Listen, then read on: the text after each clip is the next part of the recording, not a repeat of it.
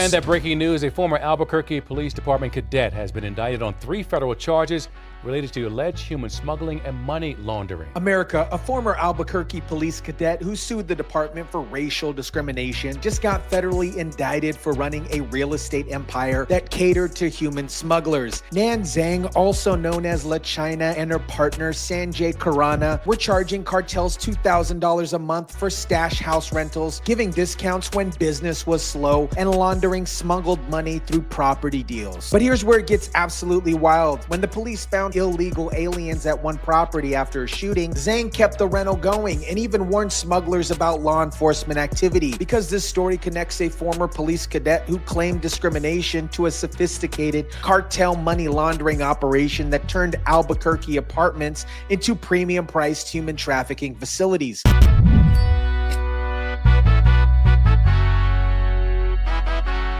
That Nan Zhang was part of a team of people harboring and transporting undocumented migrants. Now, for those who don't know that name, 4 years ago, we actually spoke with this person who was also applying to be an Albuquerque police officer. What is up, guys? Tyson here. Thank you so much for rocking with me. This story shows how somebody who wanted to be a police officer ended up allegedly helping cartels traffic humans and launder money through real estate. The hypocrisy here is absolutely staggering. Let me break down how a former Albuquerque police cadet went from suing the department for discrimination to allegedly running a stash house for human smugglers. This is Nan Zhang, originally from China, who joined APD's training academy in January 2021. She claimed officers started calling her Cadet COVID. So they began to look at me weird, and they started to call, I became Cadet COVID.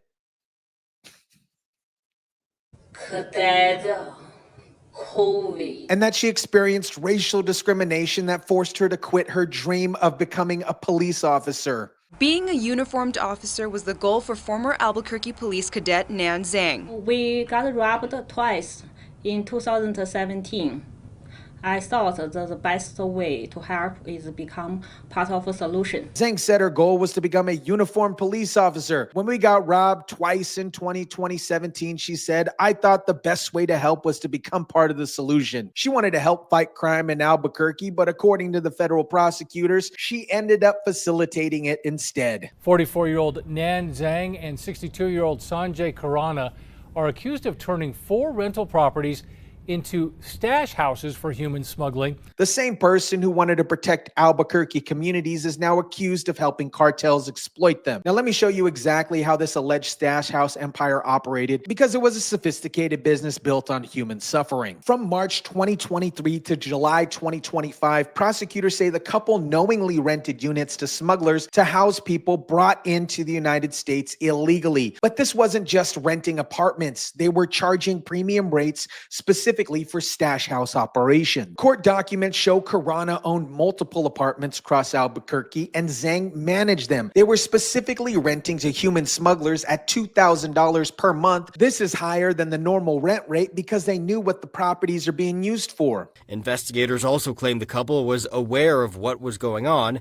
and would even give the co-conspirators discounts when business was slow. They were literally running a customer service operation for human traffickers, adjusting prices based on smuggling demand. Here's where this operation got exposed. A shooting at one of their stash houses led police to discover 15 illegal aliens inside. One of those properties came to the attention of the public in September 2024. It's not just the border.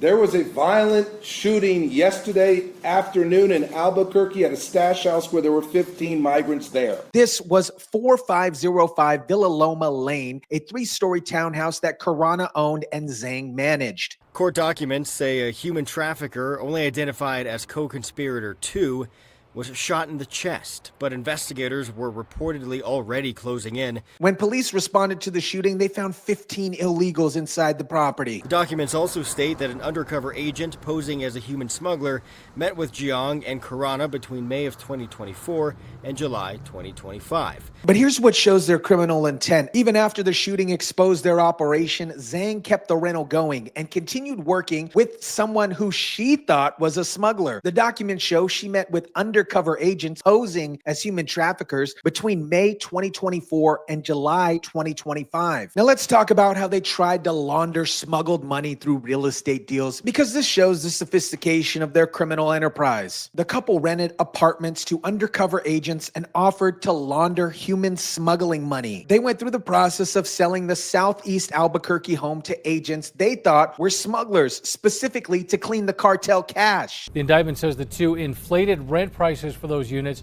then tried to launder the money through a real estate deal. On July 22nd, 2025, they closed on a fake sale with an undercover agent, taking $75,000 in cash on top of the contract. If convicted, they're facing up to 20 years in prison. Khurana offered to act like the bank to hide large cash payments and put property titles into third-party names to cover up the ownership. This was an amateur hour with them. This was a sophisticated money laundering operation designed to clean cartel profits through Albuquerque real estate. Let's look at the scope of this operation, because federal prosecutors want to seize at least 5 properties connected with the Stash House empire. A grand jury indicted Zhang and Khurana on charges of conspiracy in addition to money laundering. If convicted, they face up to 20 years in prison and, of course, forfeiture of their properties. The feds want to seize at least 5 of the Albuquerque properties used in this particular scheme. Zhang's attorney, Thomas Grover, says they are now suing the city because they refuse to give up public records that have to do with her cadet file. The irony here is absolutely incredible. Zhang is still pursuing her discrimination lawsuit against APD while facing federal charges for helping cartels. Her attorney is still fighting for her police records while she's accused of the exact opposite of law enforcement. Now, Zhang is a former APD cadet. In fact, she filed a lawsuit in 2021 claiming she was mocked and ridiculed because of her gender and her Chinese accent. She claimed, in fact, at one point she had been called Cadet COVID.